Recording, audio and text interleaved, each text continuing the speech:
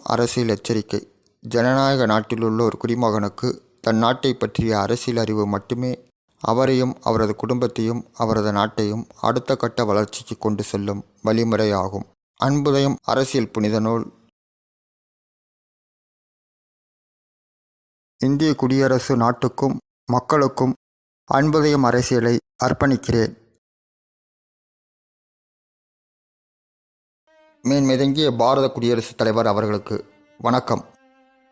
அன்புதயம் கட்சியை நிறுவனர் தலைவர் என்கிற முறையில் நான் மேன்மிதங்கிய பாரத குடியரசுத் தலைவராகிய தங்களிடம் இக்கடிதம் மூலம் தொடர்பு கொள்கிறேன். நம் பாரத நாட்டின் குடியரசுத் தலைவராக தேர்ந்தெடுக்கப்பட்டு இன்று 25/7/2017 அன்று பொறுப்பேற்றுள்ள மேன்மிதங்கிய பாரத குடியரசுத் தலைவர் திரு ராம்நாத் கோவிந்த் ஆகிய தங்களுக்கு எனது அன்பான வாழ்த்துக்களை தெரிவித்துக் கொள்கிறேன். ஒவ்வொரு காலகட்டத்திலும் ஒரு சுதந்திர போராட்ட வீரரின் பேரன் என்கிற முறையில் நாடு மக்கள் நலன் பாதுகாப்பு என்ற அடிப்படையில் எனது கருத்துக்களை வழிகாட்டுதல்களாகவும் தீர்வுகளாகவும் மேன்மிதங்கிய பாரதத்தின் குடியரசுத் தலைவர் அவர்களிடமும் மத்திய மாநில அரசுகளிடமும் அவ்வப்போது நாட்டில் எழுகிற பிரச்சனைகளின் அடிப்படையில் ஜனநாயக நெறிமுறைப்படியான எனது முன்வைப்புகளை தெரிவித்துக் கொண்டு வருகிறேன். இப்போது நாட்டில் எழுகிற பிரச்சனைகளின் அடிப்படையில் எடுக்கிற நடவடிக்கைகள் ஜனநாயகத்தின் 3 தூண்களாகிய நிர்வாகம், பாராளுமன்றம், சட்டமன்றம், நீதித்துறை என்று இந்திய அரசியலமைப்பு சட்டத்தின்படி செயல்பட வேண்டிய கட்டுக்கோப்புகளுக்கு உட்பட்டு இருக்கிற வேளையில் இந்த 3 துறைகளின் பங்களிப்பும் சுமூகமான நிலையில் அணுகுகிறதா என்பதை பொறுத்துத்தான் ஒரு நாட்டின் பாதுகாப்பு, மக்களின் நலனும் அடங்கியிருக்கிறது. ஆனால் இப்போது இந்த 3 துறைகளும் ஒன்றை ஒன்று சார்ந்து செயல்பட வேண்டிய நிலை, ஒன்றை ஒன்று புரிந்து கொண்டு செயல்பட வேண்டிய நிலை, எந்தெந்த நேரத்தில் எந்தெந்த அடிப்படையில் தன் அதிகார நிலையை பயன்படுத்த வேண்டும், எந்தெந்த நேரத்தில் கருத்துக்களை தெரிவிக்க வேண்டும், எந்தெந்த சூழ்நிலைகளில் தனது கருத்துக்கள் வெளிப்படுத்த வேண்டும், நாட்டில் ஒவ்வொரு நாளும் நிகழ்கின்ற நிகழ்வுகள், அரசியல் சூழ்நிலைகள், முன்பே நிகழ்ந்த நிகழ்வுகளுக்கு நிகழ்காலத்தில் எடுக்கப்பட வேண்டிய நடவடிக்கைகள், எதிர்காலத்தில் வெளியிடுகின்ற கருத்துக்களின் தாக்கம், அதனால் ஏற்படுகிற விளைவுகள், புதிதாக ஒரு பிரச்சனையை கொண்டு வராத தன்மை என்று பரிசீலிக்கப்பட்டு கடந்த கால நிகழ்வுகளுக்கு நிகழ்காலத்தில் வெளியிடுகிற கருத்து, எதிர்காலத்தில் செயல்பாட்டிற்கு வரக்கூடிய நிலை, அது சம்பந்தப்பட்ட பிரச்சனைக்கு மட்டும் தீர்வா அல்லது இதே போன்று எழுகிற சம்பந்தப்பட்ட பிரச்சனைகளுக்கும் பொது தீர்வாக அமையப் போகிறதா அல்லது சங்கிலித்தொடராக பிரச்சனைகள் உருவாவதற்கு காரணமாக இருக்கப் போகிறதா என்று இந்த 3 துறைகளும் யோசித்து செயல்படுவதாக தெரியவில்லை. ஒரு அரசு, ஒரு துறை ஒரு முடிவு எடுக்கிற போது, அது சம்பந்தமாக தீர்மானம் செய்கிற போது, முடிவு தீர்க்கமாக இருக்கிற போது, செயல்பாட்டிற்கு கொண்டு வருகிற போது நடைமுறையில் ஏற்படுத்தப் போகிற சிக்கலை பற்றி சிந்திப்பதில்லை. இந்த அரசு மத்திய அரசு அமைந்ததிலிருந்து தேர்தலில் அளித்த வாக்குறுதிகளும் அது செயல்படுத்துகிற போது நடைமுறைக்கு கொண்டு வருகிற போது அவர்கள் மூலாதாரமாக எழுப்பிய பிரச்சனைகளுக்கு தீர்வாக இல்லாமல் நடைமுறையில் கொண்டு வருவதிலும் செயல்படுத்துவதிலும் மூலாதார பிரச்சனைகளை தீர்ப்பதற்கு மாறாக பிரச்சனைகளின் சாராம்சத்தை மட்டும் வைத்துக்கொண்டு எல்லா நடவடிக்கைகளும் ஈடுகட்டுதல் என்ற நிலையில் செயல்பட்டு கொண்டிருக்கிறது என்பதை இந்த ஆட்சியில் அன்புதயம் கட்சியால் காண முடிகிறது. இதில் கருப்பு பண ஒழிப்பு நடவடிக்கையின் தன்மையில் குளறுபடிகளை இதுவரை எந்த அரசும் இப்படி கையாண்டதில்லை. தனிநபர் வருமான நடவடிக்கைகளில் ஒரு அரசு மேற்கொள்ள வேண்டிய நடவடிக்கையில் ஒவ்வொரு காலகட்டத்திலும் ஒவ்வொரு ஆண்டும் ஒரு தனிநபர் வருமான நிலையின் அடிப்படையில் ஒரு நிலை கொள்கையில் ஒரு கட்டாய நிலை தொடர்ந்ததொரு காலம் தனிநபர் நிலைகளில் சட்டத்தின் மூலம், நிர்வாகத்தின் மூலம், அரசால், ஆளுங்கட்சிகளால் மேற்கொள்ளப்படாமல் ஒரே நாளில் ஒரு ஆளுங்கட்சி நாட்டில் சீட்டு மோசடி, பைனான்ஸ் மோசடி செய்யும் தனியார் நிறுவனங்கள் போன்று ஒரே நாளில் ஒரு நடவடிக்கை எடுக்கப்பட்டு இருக்கிறது. ஒரு அரசால் எவ்வளவு பணம் ரிசர்வ் வங்கியால் வெளியிடப்பட்டு இருக்கிறது என்ற நிலவரம் தெரியும். எத்தனை கோடி மக்கள் எவ்வளவு பொருளாதார நிலையை கையாளுகிறார்கள், அவர்களது வருமான நிலை என்ன என்று நாட்டு மக்களின் பொருளாதார நிலை, அரசின் பொருளாதார நிலை தன்மை குறித்து ஒரு அரசுக்கு தெரியாமல் இருக்க வாய்ப்பில்லை. ஒரே நாளில் 500, 1000 ரூபாய் நிலையில் மாற்றம், புதிய ரூபாய் 500, 2000 ரூபாய் நோட்டுகள் கொண்டு வருதல் என்று இந்த அரசின் பொருளாதார கொள்கை நிலையில் கருப்பு பண ஒழிப்பு நடவடிக்கையில் எவ்வளவு கருப்பு பணம் ஒழிக்கப்பட்டது, அரசு குறிப்பிட்ட அந்த கருப்பு பணத்தோடு பொருளாதார நடவடிக்கையில் சிக்கலை சரி செய்தனவா என்று பார்த்தால் ஊழல்வாதிகளின், லஞ்சப்பேர் வழிகளின், தொழிலதிபர்களின் நிலைகளில் இது எந்த ஒரு பொருளாதார பாதிப்பையும் ஏற்படுத்தவில்லை. இதுபோன்று ஊழல்வாதிகளின், லஞ்சப்பேர் வழிகளின், கருப்பு பண தொழிலதிபர்களின் நிலையில் ஒவ்வொரு ஆண்டும் தனிநபர் வருமான நிலைகளை அரசுக்கு தாக்கல் செய்து அந்தந்த வருடமே கணக்கை சரி செய்து கொண்டு நடமாடுகிற நிலை, வருமான வரித்துறையிடம் ஒரு அளவுக்கு மேல் திடீரென காட்ட இயலாத வருமானம், அது வந்த வழியும் அந்த பெருந்தொகை உள்நாட்டில் நடமாட்டத்தில் விட முடியாத நிலை என்று பதுக்கலில் ஈடுபட்ட இவர்கள் மீது அரசால் நேரடியாக நடவடிக்கை எடுக்க இயலாத நிலை, அந்த குறிப்பிட்ட எண்ணிக்கையிலான நபர்கள் அரசுக்கும் நிர்வாகத்திற்கும் தெரிகிற நிலை, இன்னொரு புறம் வெகுஜன மக்கள், இவர்கள் லஞ்சப்பேர்வழிகளும் இல்லை, ஊழல்வாதிகளும் இல்லை, கருப்பு பண முதலைகளும் இல்லை, அரசியல்வாதிகளாகவும் இல்லை, அரசு அதிகாரிகளாகவும் இல்லை, ஊழியராகவும் இல்லை, அரசு சார்பு நிறுவனங்களிலும் இல்லை, அரசு சார்புள்ளா தனியார் நிறுவனங்களிலும் இல்லை. இப்படி ஒரு வெகுஜன மக்கள் சமுதாயமும் முழுக்க முழுக்க தனது தனிநபர் வருமான நிலையில் தன் திறனில் தன் பொருளாதார ஆதாரத்தை உருவாக்கி கொள்ள வேண்டிய நிலையில் இருப்பவர்கள்.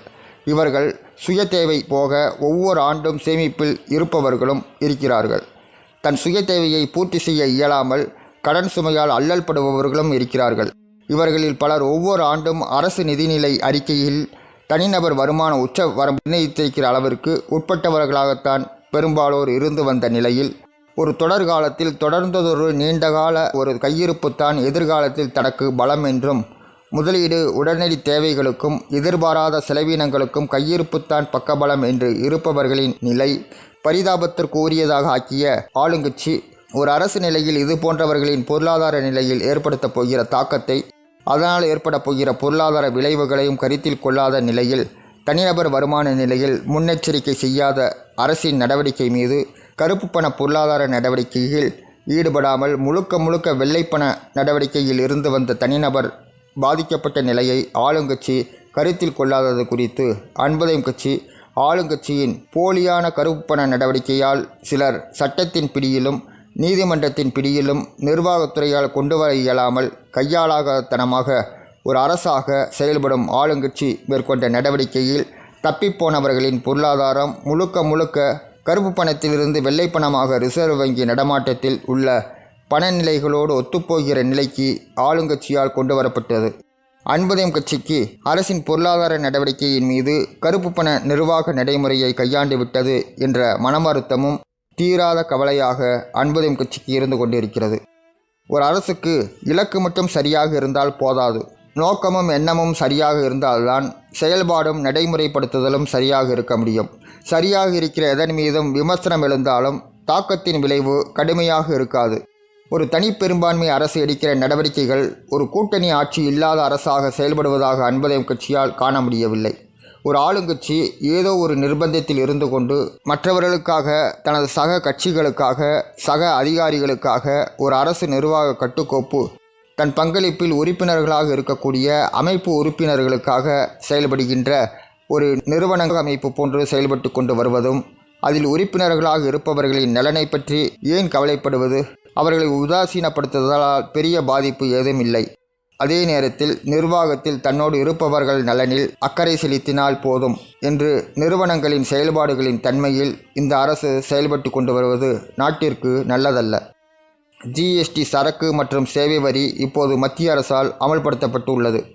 அதே நேரத்தில் இது இந்திய அரசியலமைப்பு சட்டத்தில் மத்திய மாநில பட்டியல்களில் கை வைக்காமல் கன்கரண்ட் லிஸ்டில் உள்ள சில வரி விதிப்பு நிலைகளில் மட்டும் மறைமுக வரி நிலைகளில் திருத்தம் மேற்கொண்டதாக செய்திகள் வெளிவந்ததும், அதே நேரத்தில் 15 துறைகளில் வரி நிலைகளில் உள்ளானவைகளை ஒருங்கிணைத்து ஒரே வரி நிலையில் ஜிஎஸ்டியில் கொண்டு வரப்பட்டு இருக்கிறது. ஏற்கனவே 15 துறைகளில் வரி நிலைகளின் அலுவலர்களின் கீழ்நிலை பணியாளர்களிலிருந்து உயர்நிலை அதிகாரிகள் வரை துறை நிலைகளிலும் இன்றைய அவர்களின் பணிநிலை என்ன என்ற நிலவரமும் தெரியவில்லை.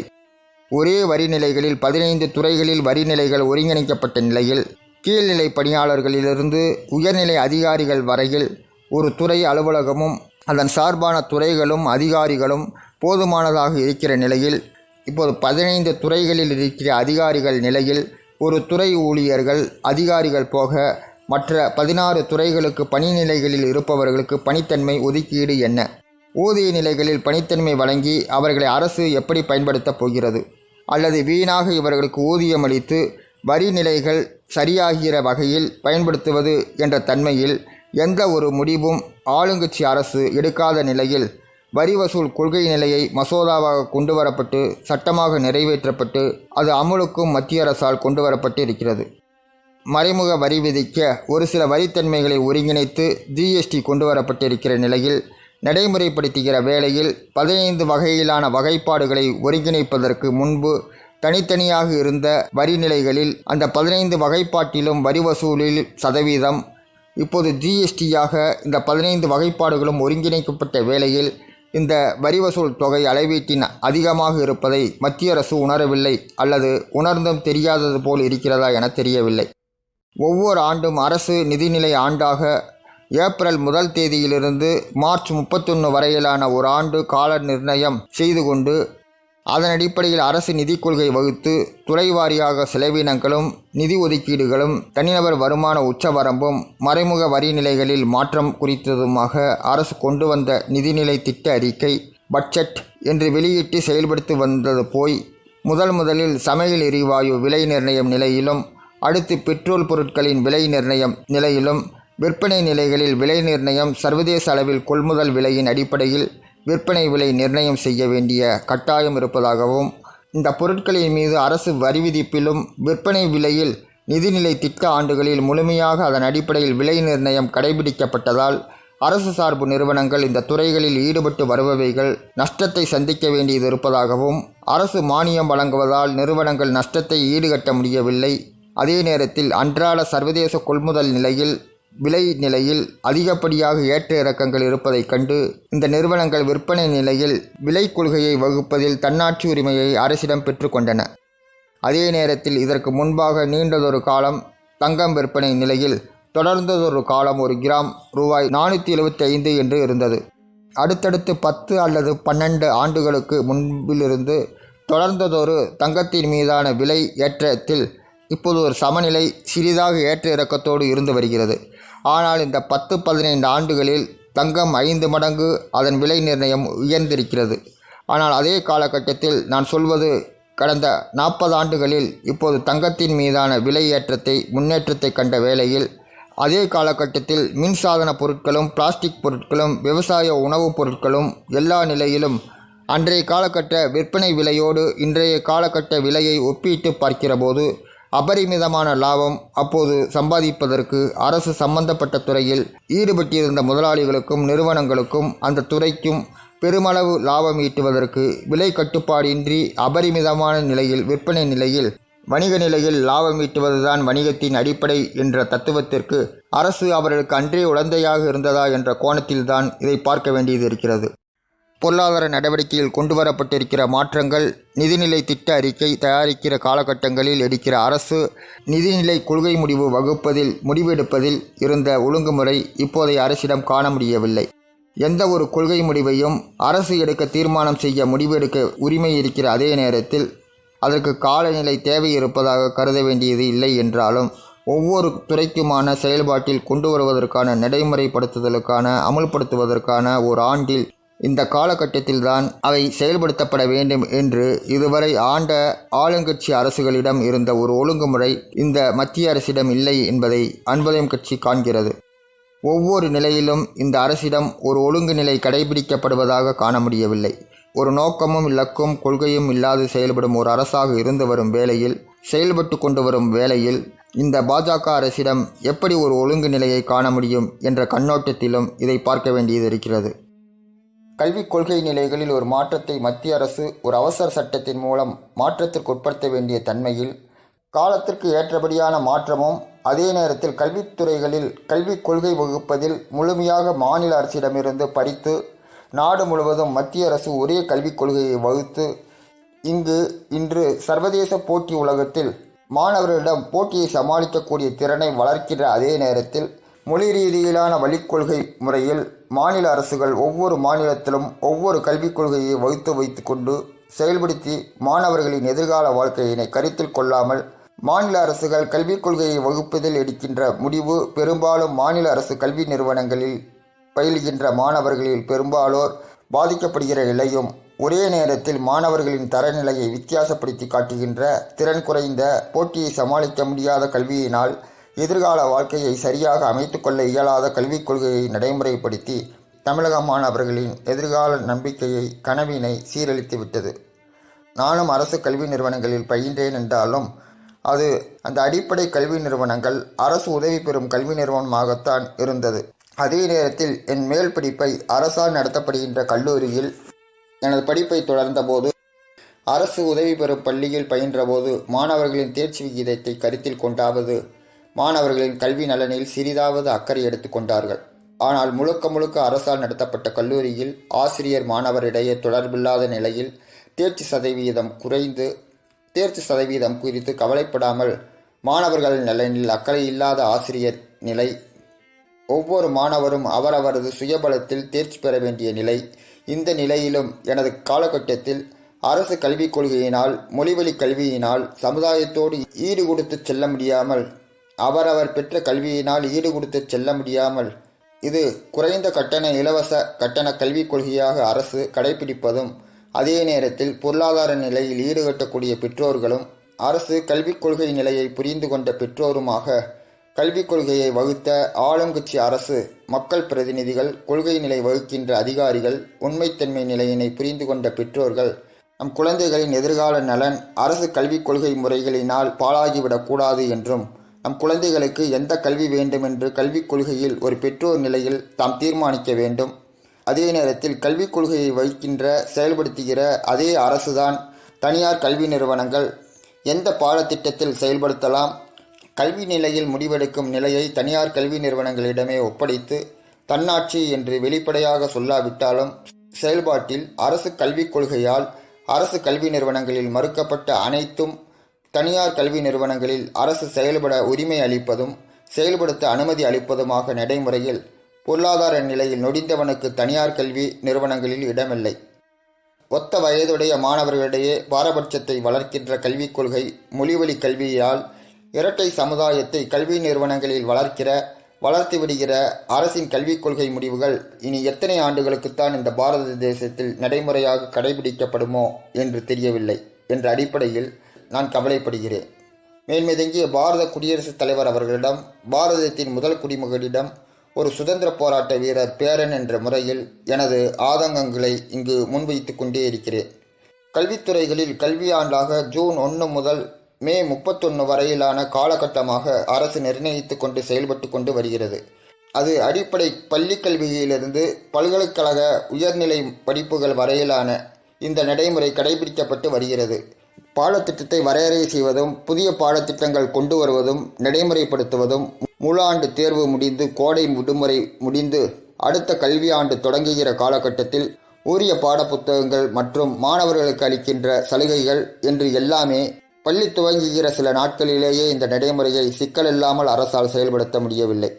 முழுக்க மாணவர்களை ஆண்டு முழுவதும் பாடப்புத்தகங்கள் கிடைக்கப்பெறாமல் அல்லாடுவதும், மாணவர்களுக்கு தேர்வு பயமும் மன உளைச்சலும் ஏற்படுத்துகிற தன்மையும் தொடர்ந்து கொண்டு அரசால் கல்வித்துறையில் ஒரு சீரான நடைமுறையை குழப்பமில்லாமல் நடைமுறைப்படுத்த முடியவில்லை.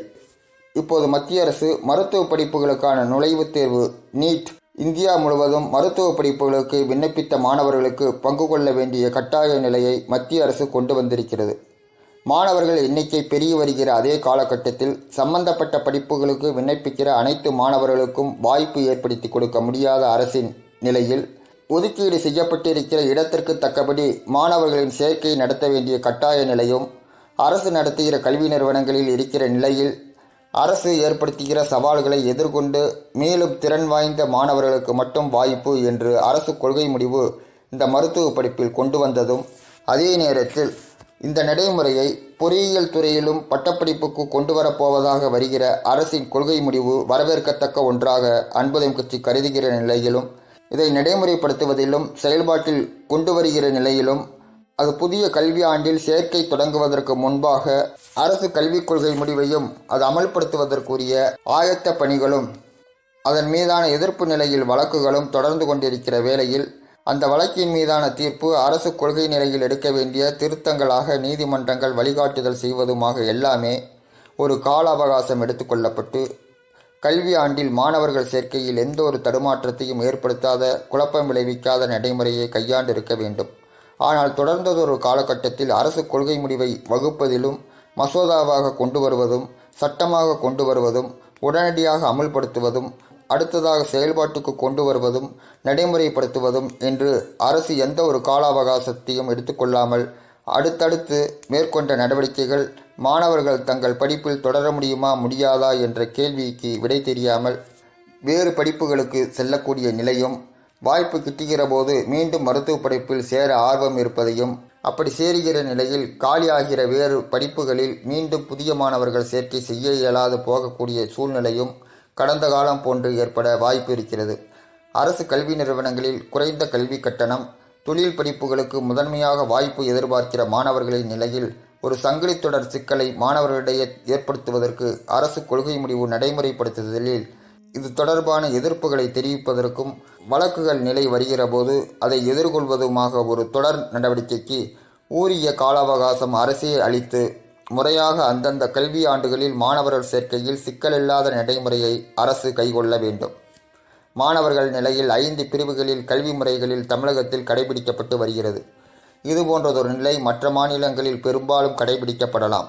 கல்விக் கொள்கை நிலைகளில் இந்த நீட் தேர்வு பிரச்சனையை மட்டும் முன்வைக்காமல் இதனோடு தொடர்புடைய நிலைகளில் மாநில அரசு கல்விக் கொள்கை, மத்திய அரசு கல்விக் கொள்கை முரண்பாடு, மத்திய அரசு நடத்துகிற போட்டித் தேர்வுகளிலும் மொழி ரீதியிலான கல்வி முறையால் பாதிக்கப்பட்ட மாணவர்கள் இதில் ஈடுகொடுத்து இதுபோன்ற போட்டித் தேர்வுகளில் எதிர்கொள்ள முடியாத சூழ்நிலையும், மத்திய பணி தேர்வுகளில் மட்டுமல்ல மற்ற அரசு சார்பு நிறுவனங்களிலும் தனியார் நிறுவனங்களிலும் சேருகின்ற அளவுக்கு கூட படிப்பின் அடிப்படையிலான தகுதி இருக்கிற நிலையிலும் நடைமுறையில் அலுவலகம் சார்ந்த நிர்வாக நடைமுறைக்கு ஏற்ற மொழியில் திறனின்மையால் மாணவர்களின் எதிர்காலம் கேள்விக்குறியாக்கப்பட்டு கொண்டு வருகிறது.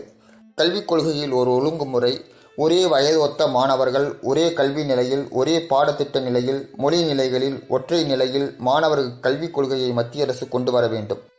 இப்படி ஒரு புறம் பிரச்சனைகள் இருந்து கொண்டிருக்கையில் உள்நாட்டில் அவரவர்களுக்கு விருப்பப்பட்ட உணவு என்று தேவைப்பட்டோர் எடுத்துக்கொள்கிற மாமிச உணவுகளில் பசு கொல்லப்படுவது குறித்த சர்ச்சையும் எழுந்துள்ளது. இந்த கொள்கை மத்திய அரசாக ஆளுங்கட்சியாக பாஜக ஒட்டுமொத்த இந்தியாவுக்குமான ஒரு கொள்கை என்று கொண்டு வந்து நடைமுறைப்படுத்துவதற்கு முன்பாக ஒரு மாநில அரசாக பாஜக ஆட்சி செய்த மாநிலங்களிலெல்லாம் இதுவரையில் கொண்டு வந்து செயல்படுத்தி இருக்கலாம். அது படிப்படியாக ஒரு விஷயத்தில் கொண்டு வரப்பட்ட ஒரு முடிவும் ஒரு காலகட்டத்தில் அந்த மாநிலங்கள் அளவிலான மக்களின் மனநிலையில் ஏற்படுத்துகிற மாற்றம் சாதக பாதகம் என்ற நிலையில் மற்ற மாநிலங்களிலும் கொண்டு போய் சேர்க்கப்பட்டிருக்கும். அரசின் கொள்கை முடிவை செயல்படுத்தும் நிலையில் மக்களிடம் கொண்டு சேர்க்கிற நிலையில் நேரடியாக தொடர்பில் உள்ளவை மாநில அரசுகள். கொள்கை நிலைகளை வகுத்து முடிவெடுத்து மசோதாவாக சட்டமாக நிறைவேற்றி தருகிற செயல்நிலைகளில் மட்டும்தான் மத்திய அரசு இருந்து கொண்டிருக்கிறது. பாஜக கட்சி செயல்பாட்டில் கொண்டு வந்து நடைமுறைப்படுத்துதலில் ஒரு மாநில அரசாக இருந்த மாநிலங்களிலெல்லாம் அதை தவற விட்டு இருக்கிறது. பிராணிகள் மிருகங்கள் வதை தடை சட்டம் ஏற்கனவே இயற்றப்பட்டு விட்டது. இதை நடைமுறைப்படுத்துதலில் மாநில அரசுகளை இதை தவறவிட்டு இருக்கின்றன. சட்டம் நடைமுறைப்படுத்துதலில் மாநில அரசின் பங்களிப்புக்கு மத்திய அரசு விட்டிருக்கிறது. அந்த அடிப்படையில் மாநில அரசின் கொள்கை முடிவுகளில் தலையிட முடியாத நிலையில் மத்திய அரசு இதுவரையில் இருந்து கொண்டிருக்கிறது. இதுவும் இப்படித்தான் இதுவரையில் நடந்து கொண்டிருக்கிறது. ஆனால் மத்திய ஆளுங்கட்சி ஏற்கனவே இருக்கிற சட்ட நடைமுறைகளை கூட, கொள்கை முறைகளை கூட அந்த அரசால் மீண்டும் மீண்டும் புதிது போன்று பிரகடனப்படுத்துகின்ற நிலை, இப்போதுதான் மத்திய அரசால் எடுக்கப்படுகின்ற முடிவு போன்று வெளியிடுகிற நிலை, மக்களிடம் கொண்டு சேர்க்கின்ற நிலை, இதையும் பிரச்சாரமாக செய்கிற நிலை எல்லாமே செய்திகளில் பரபரப்பை ஏற்படுத்துவதும் சர்ச்சைகளை உருவாக்குவதுமாக இருந்து கொண்டிருக்கிறதே தவிர எதுவுமே மக்களுக்கு பயனளிப்பவையாக இல்லை. இப்படித்தான் தூய்மை இந்தியா திட்டம், கிராம சுகாதார திட்டம் என்று கிராம ஊராட்சிகளிலிருந்து பல ஆண்டுகளாக நான் சிறுவனாக இருந்த காலத்திலிருந்து அன்று சுவர் விளம்பரங்களின் மூலம் மக்களிடம் அரசு கொண்டு சேர்க்க வேண்டும் என்று விழிப்புணர்வு விளம்பரமாக தொடங்கியது. இன்று ஊடகங்களின் மூலம் விளம்பரமாக செயல்படுத்துகின்ற அரசின் சுகாதார திட்டத்தின் விழிப்புணர்வு பிரச்சாரத்தில்தான் முன்னேற்றம் இருக்கிறது. அதற்காக ஊடகங்களின் மூலம் விளம்பரப்படுத்துதலுக்கான தொகையில்தான் முன்னேற்றம் ஏற்பட்டிருக்கிறது. அந்த செயல்பாட்டு திட்டங்களின் மூலம் மக்கள் நிலையில் எந்த முன்னேற்றமும் இல்லை. இப்படி திட்டவாரியாக குறைபாடுகளை சுட்டிக்காட்டுகிற அதே நேரத்தில் பொருளாதார ரீதியாக நேரடியாக மறைமுக வரி நிலைகளில் இன்று அரசால் விளம்பரப்படுத்தப்பட்ட எல்லா நிலைகளிலும் மக்களிடம் கொண்டு சேர்க்க விழிப்புணர்வு வெளியீடுகளாக இல்லாமல் ஒவ்வொன்றுக்கும் திரை நட்சத்திரங்களை தூதுவர்களாக அமர்த்தி அரசுக்கு செலவினம்தான் அதிகப்பட்டிருக்கிறது. இப்படி கொள்கை நிலைகளில் எடுக்கப்பட்ட முடிவுகள் எல்லாமே அரசின் மீது மக்களுக்கு ஒரு வெறுப்புணர்வை ஏற்படுத்துவதற்குத்தான் காரணமாக இருந்து கொண்டிருக்கிறது. இதுவரை வந்த மேன்மிதங்கிய பாரத பிரதமர்களில் பலர் பேச்சுத்திறன் உள்ளவர்களாக வாய்மூடி மௌனிகளாக இருந்து வந்ததுமாக விமர்சனங்கள் வைக்கப்பட்டாலும் அவையின் நடவடிக்கைகளில் மாநிலங்கள் வாரியாக எழுகிற பிரச்சனைகள், நாட்டின் நிலை, மத்திய அரசால் எடுக்கப்பட்ட கொள்கை முடிவுகளினால் மக்கள் உணர்வுகள், மக்கள் பிரதிநிதிகளால் முன்வைக்கப்பட்ட நிலை, இன ரீதியாக மக்கள் நிலைகளில், அயல்நாட்டு கொள்கை நிலைகளில் எடுக்க வேண்டிய முடிவுகள் என்று விவாதத்திற்குரிய பொருட்களாக பாராளுமன்ற அவைகளில் எதிர்க்கட்சிகளால் எடுத்து வைக்கப்பட்டதும், அதற்கு சம்பந்தப்பட்ட துறை அமைச்சர்களும் பொறுப்பு நிலைகளில் பிரதமரும் அரசின் கொள்கை நிலைகளை முன்வைத்து விவாதிக்கப்பட்டதில் மாநில பிராந்திய கட்சிகளினால் கொண்டுவரப்படுகின்ற விஷயங்கள் கூட பரிசீலிக்கப்படுகிற போது மத்திய ஆளுங்கட்சிகளாக இருந்த தேசிய கட்சிகளின் விளக்கங்களும் எதிர்க்கட்சிகளாக இருந்த தேசிய கட்சிகளும் நாட்டின் தேசிய உணர்வும் மக்களை ஒருங்கிணைக்கிற நிலையில் அரசின் பதில்களும் அரசின் கொள்கை முடிவுகளில் நிலைப்பாடுகளில் எடுக்கிற முடிவு தேசிய நீரோட்டத்தை சிதைத்துவிடக்கூடாது, அதே நேரத்தில் மக்களின் உணர்வுகளும் பிரதிபலிக்க வேண்டும் என்று நாட்டின் பாரம்பரிய பண்பாடு கலாச்சாரங்களினால் நாடு வேறுபட்டு இருந்தாலும் ஆரோக்கியமான நிலையில் இன்றைய பாராளுமன்ற நிலையில் பாரத பிரதமரின் நிலை, அவரது நிலைப்பாடு என்று இந்த 3 ஆண்டு கால ஆட்சியில் அன்புதயம் கட்சியால் தெரிந்து கொள்ள முடியவில்லை. நான் வெளியிட்ட அன்புதயம் அரசியல் புனித நூல் புத்தகத்திலும் நாட்டின் நலன் குறித்து அரசியல் நிலைப்பாட்டை வெளியிட்டதன் பிரதி 19/3/2014 தங்களுக்கு அனுப்பி வைத்திருக்கிறேன். கடந்த காலத்தில் பிரதமர்களும் இந்தியாவில் உள்நாட்டு முதலீட்டிற்காக மற்ற நாடுகளுக்கு அழைப்பு விடுத்ததும் சம்பந்தப்பட்ட நாடுகளுக்கு பயணம் செய்ததுமாக பொருளாதாரம் சார்ந்த நடவடிக்கைகளோடு சமுதாயம், கலாச்சாரம், அரசியல் ரீதியிலான நடவடிக்கைகளுக்காகவும் மற்ற நாடுகளுக்கு சென்று வந்த அதே நேரத்தில் தனது சார்பு கட்சியின் பிரதிநிதிகளும் அமைச்சர்களும் அதிகாரிகளும் இருந்து வருகிற செய்திகளை தெரிந்து கொள்கிற அதே நேரத்தில் அவை நடவடிக்கைகளில் விவாதங்களில் எடுத்து வைக்கப்படுபவைகள் கட்சி நிலையில் எப்படி இருக்கிறது, மாநில வாரியாக மக்களின் உணர்வு நிலைகள் எப்படி இருக்கிறது என்று அவை நடவடிக்கைகளில் தெரிந்து கொள்கிற அதே நேரத்தில் நாடு முழுவதும் தேர்தல் காலத்தில் மட்டுமல்லாமல் மற்ற நேரங்களிலும் வலம் வந்தவர்களை அன்புதயம் கட்சி கண்டிருக்கிறது. ஒரு மாநில முதல்வர் அல்ல, ஒரு நாட்டின் பிரதமர் தேசிய உணர்வில் மக்களை இணைக்க பொருளாதாரம் சார்ந்த அரசு கொள்கை நிலைகளை தவிர மற்ற விஷயங்களில் எப்படி என தெரியவில்லை. ஒரு ஆளுங்கட்சி நிலையில் வருகிற அரசு மக்கள் விரும்பினாலும் விரும்பாவிட்டாலும் நாட்டில் உள்ள மக்களை ஒரு அரசாக நெருக்கத்தில் வைக்க முனைந்து இருக்க வேண்டும். ஆனால் இந்த இடைவெளி கடந்த 25 ஆண்டுகளாக அப்படி நாட்டில் இருப்பதாக தெரியவில்லை.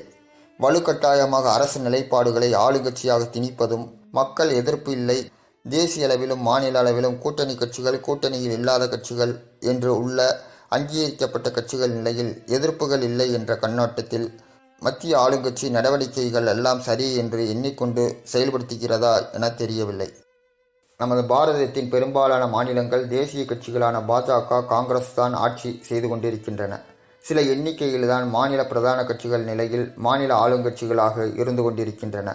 ஊழல் நிலையில் இந்த அங்கீகரிக்கப்பட்ட தேசிய மாநில பிரதான கட்சிகளில் பெரும்பாலானவைகளின் பங்களிப்பு இருக்கிற அதே நேரத்தில் அவர்கள் மீதான நடவடிக்கைகள் பதிவு செய்யப்பட்டு விசாரணைக்கு உட்படுத்தப்பட்டு வழக்குகளாக நடந்து வருவதும் ஒரு சில வழக்குகளின் தீர்ப்பால் தண்டிக்கப்பட்டவர்களாகவும் இருந்து வருகிற நேரத்தில் மத்திய அரசின் தவறான பொருளாதார கொள்கைகளை எதிர்த்தும் அதன் காரணமாக எழுகிற விளைவுகளின் அடிப்படையில் அந்த கட்சிகள் வெளிப்படையாக மத்திய அரசின் ஆளுங்கட்சியின் கொள்கை முடிவுகளுக்கு எதிராக ஒப்புக்கு கருத்துக்களை சொல்கிறதே தவிர, அதுவும் அரசியல் கட்சி நடத்துவதனால் வெளிவருகிறதே தவிர மக்களின் உணர்வுகளின் அடிப்படையில் போராட்டத்திற்கு அரசுக்கு பாராளுமன்ற நடவடிக்கைகளில் விவாதிக்கப்பட வேண்டிய விஷயங்களை விவாதிக்காமல், ஆளுங்கட்சிக்கு அரசியல் ரீதியாக நெருக்கடியை கொடுக்காமல் ஆளுங்கட்சியின் நடவடிக்கைகளை வேடிக்கை பார்த்து கொண்டு இருக்க வேண்டிய துர்பாகிய நிலைக்கு அவர்களே காரணமாகி போனதும் இன்று உண்மையான அரசியல் நிலைப்பாடுகளை எடுத்து வைக்க வக்கற்று இருக்கிற சூழ்நிலையில் அமைதி காத்து கொண்டிருக்கின்ற எதிர்க்கட்சிகள் இருக்கின்றன.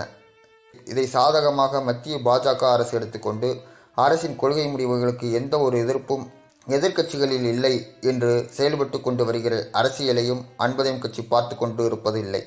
ஒவ்வொரு காலகட்டத்திலும் அரசின் கொள்கை நிலைகளில் எடுக்கிற முடிவுகளின் அடிப்படையில் மக்கள் உணர்வுகள் எப்படி இருக்கிறது என்று எடுத்து வைப்பதோடு அன்புதயம் கட்சியின் நிலைப்பாட்டை சம்பந்தப்பட்ட விஷயங்களுக்கு மேன்மிதங்கிய பாரத குடியரசுத் தலைவர் அவர்களிடம் தெரிவித்து கொண்டிருக்கிறது. தேர்தல் சீர்திருத்த நடைமுறைகள், காவல்துறை நிர்வாக சீர்திருத்தம், ஊடக பொதுக்கொள்கை, 83 தேசிய நதிநீர் இணைப்பு என்று பல வழிகாட்டுதல்கள் முன்வைத்துள்ளேன். நாட்டின் உள்நாட்டு விவகாரங்களில்தான், பொருளாதார நடவடிக்கைகளில்தான் அரசின் கொள்கை முடிவுகளினால் நாட்டில் குழப்பமும் அமைதியின்மையும் ஏற்படுகிறதென்றால் நாட்டின் பாதுகாப்பு விஷயத்தில் கவனத்தோடு செயல்பட வேண்டிய நிலை மத்திய அரசுக்கு இருக்கிறது. இதில் எந்த ஒரு குழப்பமும் ஆளுங்கட்சி அரசுக்கும் நிர்வாகத்திற்கும் ஏற்படக்கூடாது என்று அன்பதயம் கட்சி கருதுகிறது. இப்போது ஒரு மாதத்திற்குள் நாட்டின் பாதுகாப்பு அம்சத்தில் ஈடுபட்டு வருகிற இராணுவத்தின் நடவடிக்கையும் இது தொடர்பான விஷயங்களின் தன்மை குறித்துத்தான் முக்கியமாக பரிசீலிக்கப்பட வேண்டிய நிலையில் அன்பதயம் கட்சி கருதுகிறது. நாட்டின் எல்லையோர பாதுகாப்பு அம்சங்களில் முழு கவனம் செலுத்தி இரவு பகல் பாராது விழிப்புணர்வுடன் இருந்து செயலாற்றி வரும் நமது இராணுவத்தின் நடவடிக்கை ஒவ்வொரு காலகட்டத்திலும் கௌரவிக்கப்படத்தக்கதாகவே இருந்து வருகிறது. பாரதத்தின் வடகிழக்கு பிராந்தியங்களில் சீனாவின் ஆக்கிரமிப்பு, உள்நாட்டு எல்லைப் பகுதிகளில் ஊடுருவல் ஒவ்வொரு காலகட்டத்திலும் இருந்து நம்மை அச்சுறுத்தி வருகிறது. சமீப காலங்களில் நாகாலாந்து, அருணாச்சல பிரதேசம் என்று மாநில வாரியாக ஊடுருவல் செய்து அந்த மாநில மக்களோடு உறவாடி சீனா அவர்களின் நிலையில் மக்களை கொண்டு செல்ல முயன்றபோது அந்த காலகட்டங்களில் மத்திய அரசின் நடவடிக்கைகளால் இராணுவத்தின் துணையோடு மக்கள் நிலையில் மனதில் ஒரு மாற்றத்தை ஏற்படுத்த அந்த மக்களோடு அரசு சார்பில் உதவிகள் புறக்கணிக்கப்படுதல் இல்லை என்ற அடிப்படையில் தனது ஈடுபாட்டை மக்களிடம் காட்டி தனக்கு ஏற்பட்ட சவாலை இந்தியா எதிர்கொண்டது. இப்போது சீனா, நேபாளம் எல்லைப் பகுதிகளிலிருந்து சிக்கிம் எல்லைப் பகுதிகளில் இராணுவத்தை குவித்து இந்தியாவுடனான போரை செய்ய திட்டமிட்டதாக தகவல்கள் வெளிவருகிற நேரத்தில் இதற்கு முன்பாக அமெரிக்கா பயங்கரவாத தீவிரவாதத்திற்கு எதிராக மசோதா சட்டமாக்க செனட் மற்றும் அதிபர் ஒப்புதலுக்கு அனுப்ப இருப்பதாக தகவல்கள் வருகிற அதே நேரத்தில் அமெரிக்கா தன் நிதியுதவிகளை வழங்கி வருகிற பாகிஸ்தான் நாட்டுக்கு தீவிரவாத பயங்கரவாத அமைப்புகளுக்கு கடந்த கால பாகிஸ்தான் அரசு ஆதரவளிக்கிற நிலையை கருத்தில் கொண்டு அதனை தடுக்க முயற்சி மேற்கொள்ளவில்லை என்ற கருத்துக்களின் அடிப்படையிலும் இதை தெளிவுபடுத்துகிற நிலையில்தான் நிதியுதவி என்று அமெரிக்கா பாகிஸ்தானுக்கு இந்த ஆண்டு நிதியுதவி அளிக்க இருப்பதை நிறுத்தி வைக்க இருப்பதாக தகவல்கள் வெளியாகியிருக்கிறது. ஐக்கிய நாடுகள் சபையின் நிரந்தர உறுப்பு நாடுகளில் ஒன்றான அமெரிக்கா இப்படி பாகிஸ்தானுக்கு எதிராக வெளியிட்ட கருத்துக்கள் இந்தியாவின் ஜம்மு காஷ்மீர் பகுதிகளில் ஊடுருவலும் அத்துமீறலும் செய்து வந்த தீவிரவாத அமைப்புகளுக்கு எதிராக இந்திய இராணுவம் ஒவ்வொரு முறையும் பதிலடி கொடுத்து அவர்களை எல்லைப் பகுதிகளிலிருந்து விரட்டினாலும் பாகிஸ்தான் எல்லைப் பகுதிகளில் அந்நிய நாட்டு பகுதிகளில் ஊடுருவி தீவிரவாத பயங்கரவாத நடவடிக்கைகளில் ஈடுபடும் அமைப்புகள் இயக்கங்கள் மீதான நடவடிக்கையோ அவர்களை தடை செய்யவோ எந்த ஒரு நடவடிக்கையும் எடுக்கவில்லை என்று நடைமுறையை கண்டு இந்தியா கண்டு வருகிறது.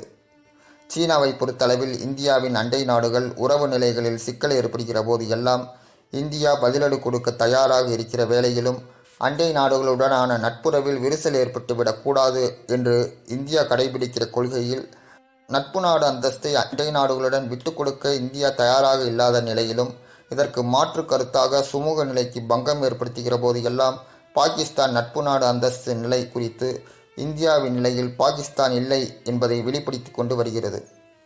இதற்கு முன்பாக இலங்கையுடனான நமது நாட்டின் நட்புறவில் ஏற்பட்ட சுமூக நிலையில் கருத்து வேறுபாடுகள் விரிசல்கள் என்ற நிலையாக கருத்து மோதல் இல்லாவிட்டாலும் இலங்கைக்கு உதவி என்ற நிலையில் சீனா போர்க்கப்பல் இந்தியாவுக்கும் இலங்கைக்குமான கடற்பகுதியில் நிறுத்தி சீனாவின் நிலை குறித்த சந்தேகத்தையும் இந்தியா கடல் பகுதியில் நிறுத்தப்பட்டிருந்த போர்க்கப்பலின் தன்மையில் சிறிது நாட்கள் நிறுத்தப்பட்டு அது திரும்பிச் சென்றதுமாக நடவடிக்கையும் கண்டிருக்கிறோம்.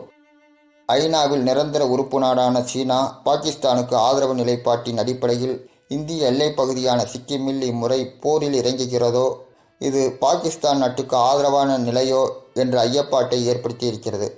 தீவிரவாத பயங்கரவாதத்திற்கு எதிரான பாகிஸ்தானின் நடவடிக்கை அமெரிக்காவுக்கு திருப்தி அளிக்கவில்லை என்ற வெளிப்படையான கருத்தும் அதனால் நிதியுதவி நிலையை நிறுத்தி வைக்கிற நிலைப்பாட்டையும் அமெரிக்கா வெளிப்படையாக பாகிஸ்தானுக்கு எதிராக அறிவிப்பு வெளியிட்ட நிலையில் இந்தியாவின் மீது நேரடி தாக்குதலில் ஈடுபடுத்த இந்த தீவிரவாதத்தை பயங்கரவாத அமைப்புகளை இந்தியாவின் எல்லைப்பகுதியில் ஊடுருவிட்டு தாக்குதல்கள் நடத்த இயலாத நிலையில் சீனாவுடனான ஆதரவு நிலையில் சீனாவின் உதவியை பாகிஸ்தான் நாடியிருக்கிறதோ என்ற ஐயப்பாடும் அன்பதயம் கட்சிக்கு ஏற்பட்டிருக்கிறது.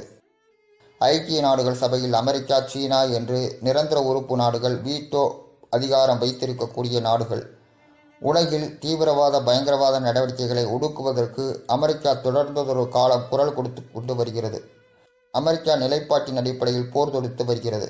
நமது பாரத நாடும் தீவிரவாத பயங்கரவாத நடவடிக்கைகளுக்கு எதிரான தன்மையில் செயல்பட்டு வருகிற அதே நேரத்தில் இந்திய எல்லைப்புற பகுதிகளில் ஊடுருவல் அத்துமீறல்கள் அண்டை நாடுகளின் இராணுவ நடவடிக்கைகள் இல்லாத நிலையிலும் தீவிரவாத பயங்கரவாத அமைப்புகளுக்கு ஆதரவு நிலை தொடர்ந்ததொரு காலம் பாகிஸ்தான் கடைபிடித்து வருவது கவலையளிக்கிறது. நேரடி இராணுவ நடவடிக்கைகளை இந்தியா சவாலாக எதிர்கொள்ள பாதுகாப்புத்துறையின் மூலம் இராணுவ நடவடிக்கையின் மூலம் எப்போதுமே தயாராக இருக்கிறது. கடந்த காலங்களில் இதுபோன்று அண்டை நாடுகளின் போர் நடவடிக்கைகள் எல்லைப் பகுதிகளில் கையாண்டு ஆக்கிரமிப்பை ஊடுருவலை முறியடித்து நமது பாரதம் வெற்றியும் கண்டிருக்கிறது.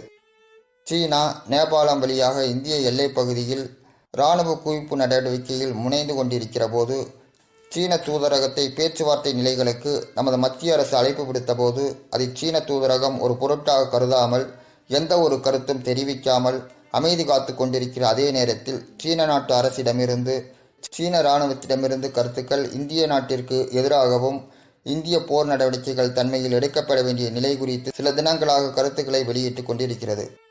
அதே நேரத்தில் சீனா அதன் இராணுவ நடவடிக்கைகளின் தன்மையின் அடிப்படையில் இந்தியா செயல்பட தனது இராணுவ படையையும் சீன இராணுவத்தை எதிர்கொள்ள தனது தரப்பில் மேற்கொள்ள வேண்டிய நடவடிக்கையின் தன்மையில் சீன இராணுவ நடவடிக்கைகளுக்கு பதிலடி கொடுக்க தனது எல்லைப் பகுதியில் இராணுவத்தை இந்தியா தயாராக வைத்துள்ளது. இதற்கிடையில் இந்தியாவில் CAG அறிக்கை நாடாளுமன்றத்தில் இப்போது ஒரு அறிக்கை சமர்ப்பித்து இருப்பதாக 2-3 தினங்களுக்கு முன் ஊடக செய்திகளின் மூலம் வெளியிடப்பட்டு வருகிறது. இதில் 2015ஆம் ஆண்டு CAG இந்திய நாடாளுமன்றத்திற்கு ஏற்கனவே ஒரு அறிக்கை சமர்ப்பித்ததாகவும் இராணுவ தளவாடங்கள், வெடிபொருட்கள் இருப்பு நிலை குறித்து நாடாளுமன்றத்திற்கு ஏற்கனவே சமர்ப்பித்ததாகவும் இப்போது இராணுவ கையிருப்பில் 40% தளவாடங்கள், வெடிபொருட்கள் இருப்பதாகவும் அவைகள் 10 நாட்கள் போர் நடவடிக்கைகளுக்கு பயன்படுத்தக்கூடிய அளவிற்கு இருக்கும் என்றும் வெடிபொருட்களின் தரம் குறித்த ஐயப்பாட்டையும் எழுப்பி ஒரு அறிக்கையை CAG நாடாளுமன்றத்தில் சமர்ப்பித்திருப்பதாக ஊடகங்களில் செய்தி இப்போது வெளிவந்திருக்கிறது. போர் நடவடிக்கைகளில் ஈடுபட இந்தியாவுடன் சீனா தயாராக இந்திய எல்லைப் பகுதிகளில் இராணுவத்தை குவித்து கொண்டு இருக்கிறது என்கிற செய்திகள் ஒருபுறம், இந்திய அரசு தனது எல்லைப் பகுதிகளில் சீன இராணுவத்தை எதிர்கொள்ள தன் தரப்பில் தனது எல்லைப் பகுதிகளில் இராணுவத்தை குவிக்கிற நிலை. இதற்கிடையில் இந்திய அரசு இந்தியாவில் இருக்கக்கூடிய சீன தூதரகத்தை பேச்சுவார்த்தைக்கு அழைப்பு விடுக்கிற நிலை, தூதரகம் அமைதி காக்கிற நிலை, சீன இராணுவத்திலிருந்து இந்திய எல்லைப் பகுதிகளில் இந்திய இராணுவத்தை திருப்பி அழைத்து கொள்ளுமாறு கருத்துக்களை வெளியிடுகிற நிலை. இப்படி இந்திய அரசு தர்ம சங்கடமான நிலையில் சீனாவை போர் நடவடிக்கைகளில் இறுதிக்கட்ட முடிவு எப்படி இருந்தாலும் இந்திய இராணுவ நடவடிக்கை மூலம் முறியடிக்க நமது பாதுகாப்புத்துறை கவனமெல்லாம் இப்படி இருந்து கொண்டிருக்கிற வேளையில் நாடாளுமன்றத்தில் இப்போது CAG சமர்ப்பித்திருக்கிற அறிக்கை இந்திய அரசுக்கு சாதகமாக நிலைப்பாட்டுக்கு ஆதரவு நிலையாக இல்லாது இருப்பதை இங்கு அன்புதம் கட்சி கவனத்தில் கொண்டிருக்கிறது. இந்திய அரசுக்கு சாதக பாதக நிலைப்பாடுகள் எப்படி வேண்டுமானாலும் இருக்கட்டும், ஆனால் உள்நாட்டில் கருத்துக்கள் வெளியிடுகிற போது சூழ்நிலைகளை கருத்தில் கொண்டு அதன் அடிப்படையில் வெளியிட வேண்டும் என்ற அடிப்படைத்தன்மை கூட தெரியாது. கருத்துக்கள் வெளியிடுதல் எவ்வளவு நாட்டிற்கு அபாயகரமானது என்பதை புரிந்து கொள்ளாமல் செயல்பட்டு கொண்டிருக்கிறார்கள் என்பதை பார்க்கிற போது இதுபோன்ற நடவடிக்கைகள் குறித்து அன்புதம் கட்சி நாட்டின் பாதுகாப்பு அம்சங்களில் கையாள வேண்டிய கவனத்தில் குறைபாடுகள் கண்டு அன்புதம் கட்சி கவலை கொள்கிறது. போர் நடவடிக்கைகளில் ஈடுபட இரு படைகளும் தயாராக இருக்கிறது. சீனா தன் பலத்தை காட்ட படை வீரர்களை குவிக்கிற அதே நேரத்தில் தனது இராணுவ தளவாடங்களையும் குவித்து கொண்டிருக்கிற வீடியோ காட்சிகளும் செய்திகளும் ஊடகங்களில் வெளிவந்து கொண்டிருக்கிற அதே நேரத்தில் இந்திய பாதுகாப்புத்துறை இராணுவப்படை தனது இராணுவ வீரர்களை குவிக்கிற அதே நேரத்தில் சீன இராணுவத்தை எதிர்கொள்ள பாரதம் இராணுவத்தையும் வெடிபொருட்களையும் தயார் நிலையில் வைத்திருக்கிறது. செய்திகள் இந்த நிலையில் வெளிவந்து கொண்டிருக்கிறது. பேச்சுவார்த்தைகள் மூலம் போர் நடவடிக்கைகள் தவிர்ப்பதற்கு அத்தனை முயற்சிகளும் நமது இந்திய அரசால் மேற்கொள்ளப்பட்டு வருகிற செய்திகளும் வந்து கொண்டிருக்கின்றன. இதில் பாதுகாப்புத்துறை எந்த நேரத்திலும் சீன இராணுவ நடவடிக்கைகளை எதிர்கொள்ள போர் நடவடிக்கைகளில் களத்தில் உள்ள இராணுவ வீரர்களுக்கு வழிகாட்டுதல்கள் ஒருபுறம் நிர்வாக ரீதியில் அவர்களுக்கு வழங்குகிற அதே நேரத்தில் அவர்களை ஊக்கப்படுத்த வேண்டிய கட்டாய நிலைக்கும் அடுத்தடுத்த கட்ட போர் நடவடிக்கைகளில் தம் தரப்பில் எடுக்க வேண்டிய நிலை குறித்து களத்தில் போர் நடவடிக்கை வருகிற போதுதான் எவ்வளவுதான் திட்டமிடுதலும் நடைமுறைப்படுத்துதலும் காகித அறிக்கைகளில் தயார் செய்து கொண்டு வைத்திருந்தாலும் போர் நடவடிக்கைகளில் ஈடுபட தயாராக இருக்கும் இராணுவ வீரர்கள் சூழ்நிலைகளுக்கு தக்கபடி எடுக்க வேண்டிய நடவடிக்கைகளும் அதற்கு வழிகாட்டுதல்கள் வழங்கவும் என்று ஒரு நெருக்கடியான இக்கட்டான நிலையில் பாதுகாப்புத்துறை இருந்து வரும் வேளையில் நாட்டின் பாதுகாப்பு அம்சங்களை கருத்தில் கொண்டு எல்லையில் கடமையாற்ற நமது இராணுவ வீரர்கள் தயாராக இருந்து கொண்டிருக்கிறார்கள். இந்த நேரத்தில் அவர்களை பலவீனப்படுத்துகிற எந்த செய்தியும் அறிக்கையாக பேட்டியாக வெளியிடாமல் அவர்களை இந்த நேரத்தில் ஊக்கப்படுத்தக்கூடிய அளவில் செய்திகள் அமைய வேண்டும் என்று அன்புதம் கட்சி விரும்புகிறது. ஏற்கனவே ஸ்பெக்ட்ரம் ஊழல் விவகாரம் நாடாளுமன்றத்தில் CAGக்கும் ஆளுங்கட்சியாக இருந்த காங்கிரஸ் கட்சிக்கும் இடையேயான ஆரம்பத்தில் கருத்து மோதல்களும் பின்னாளில் ஊழல் நிலவரம் குறித்து விசாரணை நிலைகளில் வெளிப்பட்டதும் கடைசியில் ஊழல் தொகையாக கணக்கிடுதலில் குற்றச்சாட்டு வெளிவந்த ஆரம்ப நிலையில் 1,76,000 ரூபாய் கோடி என்ற அளவில் ஊழல் நடந்தேறியதாக அறிக்கை சிஏஜியால் சமர்ப்பிக்கப்பட்டதும் முதலில் ஊழலே நடைபெறவில்லை என்று மத்திய ஆளுங்கட்சி காங்கிரஸ் மழுப்பியதும் பின்னாளில் ஊழல் உறுதி செய்யப்பட்ட பிறகு ஊழல் தொகை இவ்வளவு இல்லை என்று ஆளுங்கட்சியால் சொல்லப்பட்டதும் சம்பந்தப்பட்ட ஊழல் நடவடிக்கையில் ஈடுபட்ட துறை சம்பந்தப்பட்ட அமைச்சர் மீது விசாரணை மேற்கொள்ளப்பட்டு குற்றம் ஊர்ஜிதம் செய்யப்பட்டு அமைச்சர் கைது செய்யப்பட்டு சிறையில் வைக்கப்பட்டு இந்த வழக்கு தொடர்பானவர்களையும் கைது செய்து காவல்துறை விசாரணையிலும் நீதிமன்ற விசாரணையிலும் உறுதி செய்யப்பட்டு வழக்கு நடந்து கொண்டு வருகிறது. இது ஒரு புறம் இருந்தாலும் கட்சி நிலையில் இருக்கிற மக்கள் பிரதிநிதிகள் நிலையில் தவறுகளை சுட்டிக்காட்டி சிஏஜி தனது அறிக்கையை வெளியிட்ட போது அப்போதைய காங்கிரஸ் ஆளுங்கட்சி ஒரு அரசாக இருந்தும் இதை ஒரு போக்கில் சரிக்கட்ட எண்ணினாலும் அரசியல் அடிப்படையில் ஆளும் கூட்டணி கட்சியில் நடந்தேறிய தவறுகளை சரிக்கட்ட எவ்வளவு முயன்றும் சிஏஜியில் பொறுப்பில் இருந்த எதிர்க்கட்சி பாஜக அப்போது ஆளுங்கட்சி காங்கிரஸ் ஆதரவு நிலைப்பாட்டை எடுக்கவில்லை. அதே நேரத்தில் இப்போதைய பாஜக அரசு அமைந்தவுடன் சிஏஜியின் அதிகார வரம்பை கட்சிகளின் தவறை சுட்டிக்காட்டுகிற அளவுக்கு தனது எல்லையை விரிவுபடுத்தக்கூடாது என்று பொருள்படும் அளவில் இன்றைய மாண்புமிகு பாரத பிரதமராக இருந்து வரக்கூடிய திரு நரேந்திர மோடி அவர்கள் 2014 ஆண்டு பாராளுமன்ற தேர்தலில் பாஜக சார்பில் பிரதமர் வேட்பாளராக போட்டியிட்டு தனிப்பெரும்பான்மை அரசாக அமைத்த பிறகு இவர் தலைமையிலான அரசின் நிலையில் பிரதமர் நிலையில் சிஏஜியை கண்டிக்கிற அளவில் அன்றைய நாளில் கருத்துக்களை வெளியிட்டார். இன்று இப்போது சிஏஜிக்கும் ஆளுங்கட்சி பாஜகவுக்கும் இடையேயான கருத்து முரண்பாடு இப்போது வெளியிடுகிற தருணமா என்ற கேள்வியை அன்பதும் கட்சி மேன்மிதங்கிய பாரத குடியரசுத் தலைவர் அவரிடம் முன்வைக்கிறது. இந்திய எல்லைப் பகுதியில் சீன இராணுவ படையை எதிர்கொள்ள இந்திய இராணுவ படை தயாராக இருக்கிறது. இந்த நேரத்தில் சிஏஜியால் நாடாளுமன்றத்திற்கு சமர்ப்பிக்கப்பட்ட அறிக்கையில் 40% இராணுவ தளவாடங்கள் வெடிபொருட்கள் கையிருப்பில் இருப்பதாகவும் இவை 10 நாட்கள் போர் நடவடிக்கைகளுக்கு மட்டும்தான் போதுமானதாக இருக்கும் என்று வெளியிடுகிற அதே நேரத்தில் வெடிபொருட்கள் தரம் குறித்த ஐயப்பாடு குறித்தும் அறிக்கை செய்திகளாக வெளிவருகிறது. நிர்வாக ரீதியில் பரிமாறிக்கொள்ள வேண்டிய செய்திகள் விஷயங்களாக மேலே கூறிய சிஏஜி அறிக்கை அமைந்திருக்க வேண்டும் என்று அன்புதயம் கட்சி கருதுகிறது. இந்த செய்தியை வெளிப்படையாக சிஏஜியால் ஊடகங்களுக்கு செய்தி அளித்து அதை மக்களிடம் கொண்டு போய் சேர்க்க வேண்டியது இல்லை. அதே நேரத்தில் இந்திய நாட்டில் உள்நாட்டு ஊடகங்களுக்கு அளித்த செய்திகளால் போர் நடவடிக்கையில் ஈடுபட தயாராக இருக்கிற சீன நாட்டிற்கும் இந்திய இராணுவ தளவாடங்களும் வெடிபொருட்களும் குறித்த இருப்பு நிலை வெளிப்பட்டதால் சீன நாட்டிற்கு இந்திய நாட்டின் இராணுவ பலம் குறித்த செய்தி சென்று அடைந்திருக்கும். இப்போது இந்தியா சீன இராணுவத்தை எதிர்கொள்வதற்காக நடவடிக்கையில் ஈடுபட்டு கொண்டிருக்கும் போது நமது இராணுவ பலத்தின் உண்மைத்தன்மையை அரசுக்கு அறிக்கையாக சமர்ப்பிப்பதாக எண்ணிக்கொண்டு இப்படி வெளியிட்ட இந்த செய்தியினால் சிஏஜி இந்திய நாட்டின் இராணுவ பலத்தின் உண்மைத்தன்மையை உலகம் அறிந்த செய்தியாக வெளிச்சத்திற்கு கொண்டு வந்து விட்டது. இது போரில் ஈடுபட தயாராக இருக்கக்கூடிய நமது இந்திய இராணுவ படை சீனாவை எந்த நேரத்திலும் போரில் எதிர்கொள்ள இருக்கும் இந்த வேளையில் இப்படி வெளிவந்து இருக்கும் இந்த செய்தி நமது இராணுவ படையை பலவீனப்படுத்தும் என்று சிஏஜி அறியாது கருத்து வெளியிட்டது குறித்து அன்பதயம் கட்சி அதிருப்தியை தெரிவித்துக் கொள்கிறது. இது போரில் ஈடுபட தயாராக இருக்கக்கூடிய நமது இந்திய இராணுவ படை சீனாவை எந்த நேரத்திலும் போரில் எதிர்கொள்ள தயாராக இருக்கும் இந்த வேளையில் இப்படி வெளிவந்திருக்கும் இந்த செய்தி நமது இராணுவ படையை பலவீனப்படுத்தும் என்று சிஏஜி அறியாது கருத்து வெளியிட்டது குறித்து அன்பதயம் கட்சி தனது அதிருப்தியை தெரிவித்துக் கொள்கிறது. அரசு என்பது ஒரு கூட்டு முயற்சியில் நிர்வாக நடவடிக்கைகளை சுமூக உறவு நிலைகளில் நடத்துகிற போதுதான் நாட்டின் பாதுகாப்பும் மக்களின் பாதுகாப்பும் உறுதிப்படுத்த முடியும்.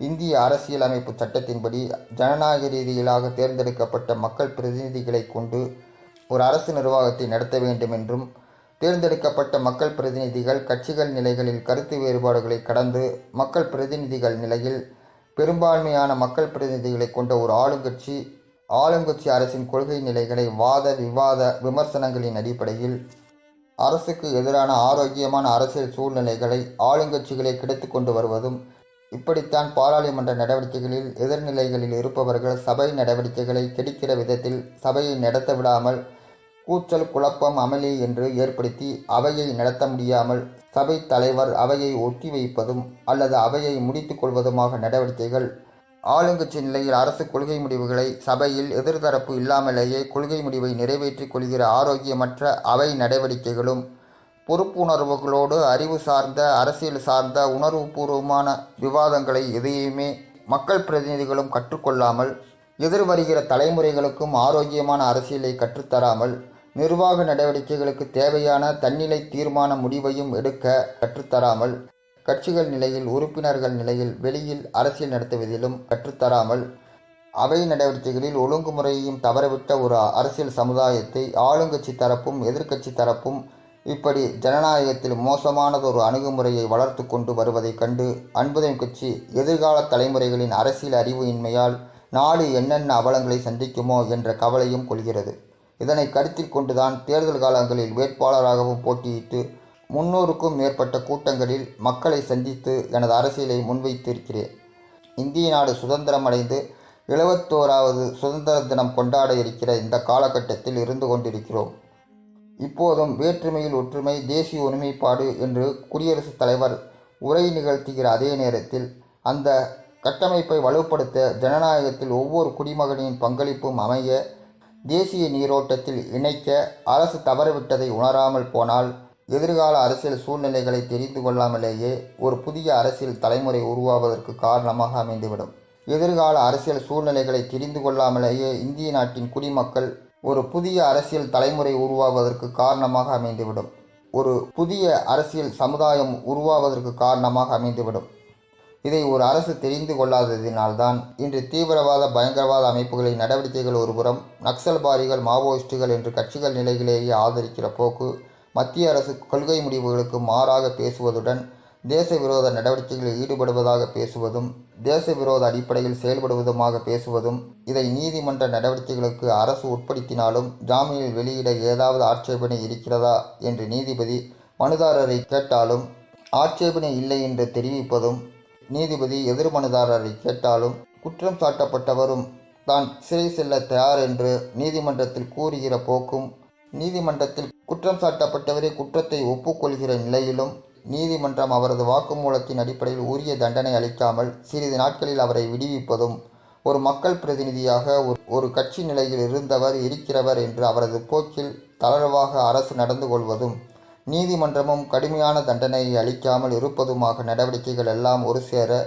எது தவறு எது சரி என்ற இன்றைய இளைய தலைமுறையினருக்கு புரிந்து கொண்டு தீர்மானிப்பதற்கான வாய்ப்பை உருவாக்கி கொடுக்காமல் அரசும் நீதித்துறையும் தவறவிட்டு விடுகிறது.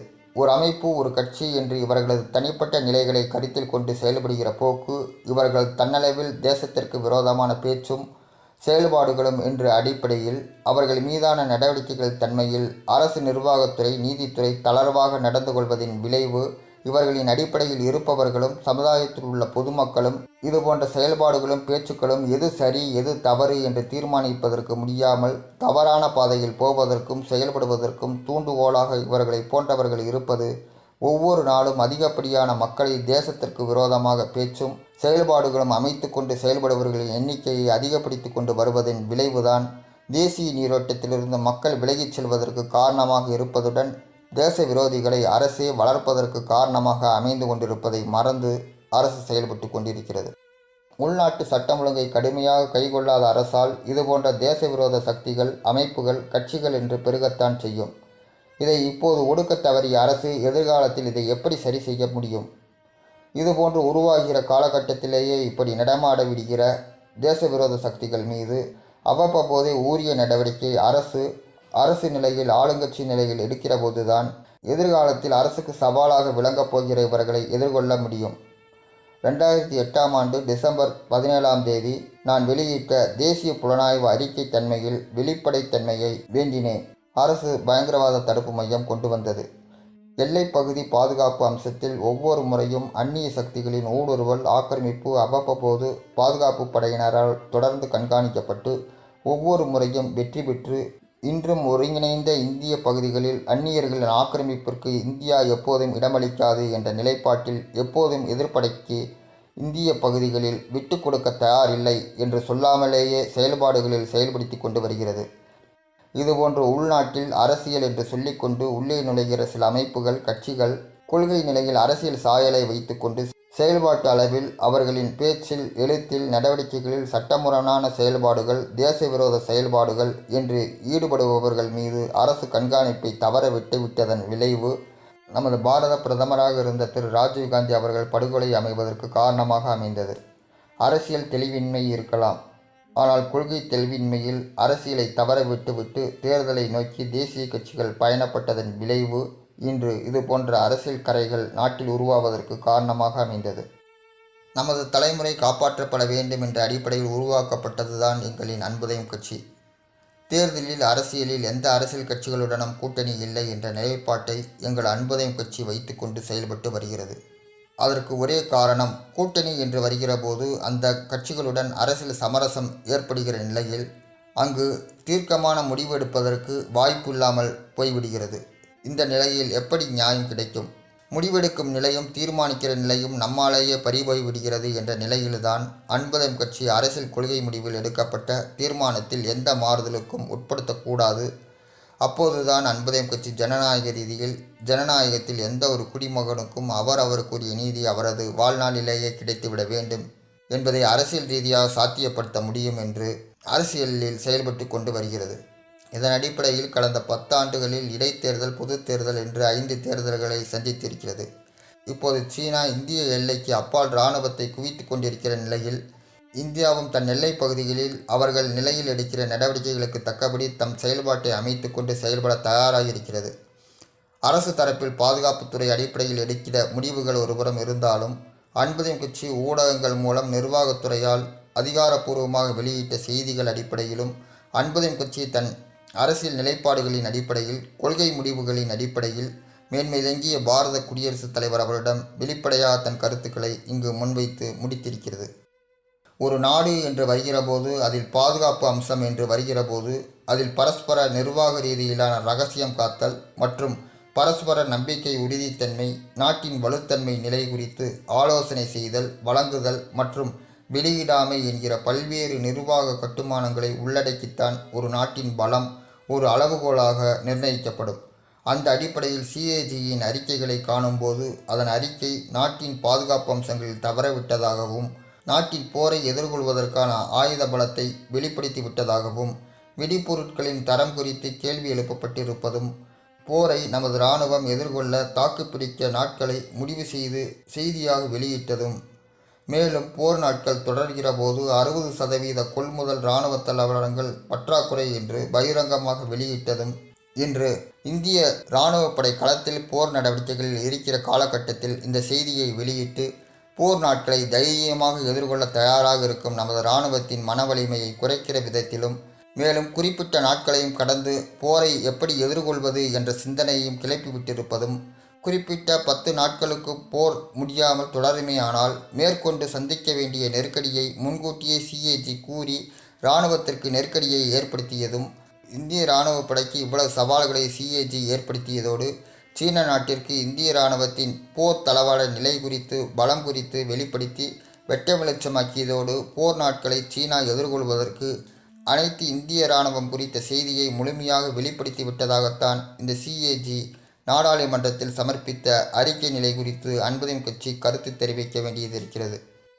இந்திய இராணுவ தளவாடங்கள் குறித்து சிஏஜி வெளியிட்ட அறிக்கையின் அடிப்படையில் அரசும், நிதி அமைச்சகம், உள்துறை, வெளியுறவுத்துறை, பாதுகாப்புத்துறை மாண்புமிகு பாரத பிரதமர் தலைமையில் சிறப்பு கூட்டம் கூட்டி இது குறித்து கலந்தாலோசித்து நிர்வாக ரீதியில் பேச்சுவார்த்தையின் மூலம் இரகசிய காப்பீட்டின் அடிப்படையில் தொடர் நடவடிக்கை மேற்கொண்டு முடிவெடுக்க வேண்டிய விஷயத்தை இப்படி சிஏஜி நாட்டிற்கு பகிரங்கமாக வெளிப்படுத்தி விட்டதே என்ற ஆதங்கம்தான் அன்புதயம் கட்சிக்கு ஆதங்கமாக இருக்கிறது. நாட்டின் பாதுகாப்பு விஷயங்களில் எடுத்துக்கொள்ள வேண்டிய கவனம் இதில் தவறவிடப்பட்டு இருக்கிறது. இதில் போர் என்று வருமானால் அது வந்து முடிந்த பிறகு அது குறித்து சாதக பாதக நிலைகளின் அடிப்படையில் ஆய்வுகள் மேற்கொள்ளப்படுவதுதான் ஒரு நிர்வாக நடைமுறையாக இருக்க வேண்டும். களத்தில், நடைமுறையில், நடவடிக்கையில் இருந்து கொண்டிருக்கும் போது அதை எதிர்கொள்வதற்கான நடைமுறை அடிப்படையில் தான் ஆராயப்பட வேண்டும். அதை விட்டுவிட்டு நமது பலவீனங்களை வெளிப்படுத்துகிற, வெளியிடுகிற செய்தி கருத்து ஒரு துறையில் தொய்வு ஏற்படுத்துகிற, இக்கட்டை ஏற்படுத்துகிற நடவடிக்கையில் யாரும் ஈடுபடுதல் கூடாது. இதுபோன்ற சர்ச்சையை சிஏஜி கிளப்பிவிட்டிருப்பது நாடு மக்கள் நலன் பாதுகாப்பு அம்சங்களில் தொய்வு ஏற்படுவதற்கு காரணமாக அமைந்து விடுகிறது. இது போன்ற விஷயங்களில் எதிர்காலத்தில் மிக கவனமாக கையாள்வதுடன் அரசுக்கு நிர்வாக ரீதியில் எந்த தொய்வும் ஏற்படாமல் பார்த்து கொள்ள வேண்டும் என்று அன்புதயம் கட்சி விரும்புகிறது. இப்போது நமது நாட்டின் எல்லைப் பகுதியில் நிலவி வருகிற போர் குறித்த பதட்டம் சுமூக நிலை அடைந்து ஒரு முடிவுக்கு வந்து நமது நாட்டின் பாதுகாப்பு உறுதிப்படுத்தப்பட வேண்டும் என அன்புதயம் கட்சி விரும்புகிறது. இதற்கிடையில் இராணுவ தளவாடங்கள் குறித்த பற்றாக்குறையை ஈடு செய்து பாதுகாப்புத்துறை தயார் நிலையில் இருக்க வேண்டும் என்பதுதான் என் அவா. மேன்மிதங்கிய பாரத குடியரசுத் தலைவர் அவர்களிடம் என் மன ஓட்டத்தினை முன்வைத்து விட்டேன். நான் முன்வைத்தவை என் ஆதங்கமாகவோ குற்றச்சாட்டுகளாகவோ எப்படி எடுத்துக்கொண்டாலும் எனது முன்வைப்புகளில் நான் குறைபாடுகளாக சுட்டிக்காட்டியவை நாடு மக்கள் நலன் பாதுகாப்பு அடிப்படையில் சரி செய்யப்பட்டு ஒரு ஆக்கப்பூர்வமான நெறிமுறைகள் நடைமுறைகள் செயல்பாடுகள் அரசால் உருவாகுமானால் நமது நாட்டுக்கும் மக்களுக்கும் நன்மை பயப்பதாக இருக்கும். ஒரு ஆளுங்கட்சி அரசாக பாஜக கொள்கை முடிவுகளை எடுக்கிற போது அவர்களுக்கு சரியாக தோன்றியிருக்கலாம். செயல்பாடுகளில் வருகிற போது ஏற்படுகிற குளறுபடிகளை பற்றி அறியாமல் இருந்திருக்கலாம். அல்லது எல்லா தரப்பு மக்களும் ஒரே தரநிலையில் இருப்பதாக கருதியிருக்கலாம். இன்றைய காலகட்டத்தில் கடந்த காலங்களைப் போன்று யாரொருவரையும் அவரது உடை நடத்தைகளை கொண்டு அவரது பொருளாதார நிலையை எடை போட்டுவிட முடியாது. பொருளாதார ஏற்றத்தாழ்வுகள் கடந்த காலங்களில் ஒரு தனி மனிதரை காண்கிற போதே எடை போட்டுவிட முடியும். இன்று எல்லோரும் எண்ணத்தில் வளமாக இருக்க நினைப்பது கூட அவர்களது பொருளாதார ஆதாரத்தினை எடை போடுகிற நிலையில் அது தவறான கணிப்பினைத்தான் உருவாக்கும். அந்த அடிப்படையில் தான் பொருளாதார கொள்கை அரசால் வகுக்கப்பட்டு இப்போது ஏற்பட்டுவிட்ட இந்த பாதிப்பு மீண்டும் சரியாக வேண்டும் என்று அன்புதயம் கட்சி விரும்புகிறது. எந்த ஒரு அரசும் மக்கள் நலப்பணியில் தேச பாதுகாப்பில் கவனமாக செயல்பட வேண்டும் என்று தான் விரும்பும். ஜனநாயகத்தில் தேர்ந்தெடுக்கப்பட்ட அரசு ஆளுங்கட்சி தம் காலத்தில் தனது முத்திரையை பதிக்க திட்டங்களும் செயல்பாடுகளும் கொள்கை முடிவுகளும் எடுப்பதில் எவ்வளவுதான் கவனமாக இருந்தாலும் செயல்பாட்டுக்கு வருகிற போது நடந்தேறுகிற தவறுகளை சுட்டிக்காட்டுவது அரசியல் கட்சிகளின் கடமை. ஏற்படுகிற குளறுபடிகள் அரசியல் கட்சிகள் சுட்டிக்காட்டுகிற போது ஆளுங்கட்சி அரசு அது திட்ட செயல்பாடுகளில் ஏற்பட்ட குளறுபடிகளை சரி செய்கிற போது குளறுபடிகளின் நிலை தொடர்ந்து செயல்பாடுகளில் ஏற்படாமல் களைவதற்கு ஏதுவாக இருக்கும். அது திட்டத்தின் இலக்கை பலப்படுத்த உதவுமே தவிர அது எந்த விதத்திலும் பலவீனத்தை ஏற்படுத்தாது. இந்த நம்பிக்கையில் மாண்புமிகு நமது பாரத பிரதமர் திரு நரேந்திர மோடி அவர்கள் செயல்படுவார் என்று அன்புதயம் கட்சி நம்பிக்கை கொள்கிறது. இதற்குரிய வழிகாட்டுதல்களை மேன்மிதங்கிய பாரத குடியரசுத் தலைவர் அவர்கள் அரசுக்கு வழங்குவார் என்று எதிர்பார்க்கிறேன். அன்புதயம் கட்சியின் நிறுவனர் தலைவர் எம் சுபாஷ் பாபு ஆகிய நான் மேன்மிதங்கிய பாரத குடியரசுத் தலைவராக வந்துள்ள தங்களுக்கு என் வாழ்த்துக்களை மீண்டும் தெரிவித்துக் கொண்டு விடைபெறுகிறேன். உணர்வுகள் பகிர்வுடன் தங்கள் அன்புள்ள எம் சுபாஷ் பாபு. 27/7/2017